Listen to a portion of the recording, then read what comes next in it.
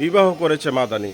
এই বেটা তোর কেন তো চুলকানি, অন্যের সুখে জ্বললে পড়ে কখনো কমবে না তো তোর হয়রানি। প্রিয় ভাই, একজন আলেমে দিন, সে তার প্রয়োজনে সে বিবাহ করেছে, দ্বিতীয় বিবাহ কখন করলো, কেন করলো, এত সমালোচনা পর্যালোচনা আপনার কেন? আপনার কি খেয়ে দিয়ে কোনো কাম নাই? একজন ব্যক্তি তার প্রয়োজনে বা তার বড় বউয়ের সেবা যত্নের জন্য বা তার যে কোনো প্রয়োজনে সে বিবাহ করেছে, সে তো কোনো জেনা বিবিচারের মধ্যে লিপ্ত হয় নাই, সে তো কোনো প্রক্রিয়ার মধ্যে লিপ্ত হয় নাই। তাহলে এ নিয়ে আপনার কেন এত পেরেশানি, এত লেখালেখি, এত সমালোচনা পর্যালোচনা হবে?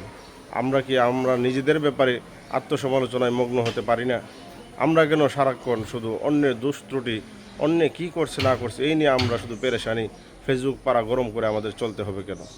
আল্লাহ তাআলা আমাদেরকে নিজের ব্যাপারে চিন্তা ফিকির করার, নিজের ঈমান আমল নিয়ে ফিকির করার, নিজের পরিবার পরিজন নিয়ে ফিকির করার তৌফিক আল্লাহ তাআলা দান করুক।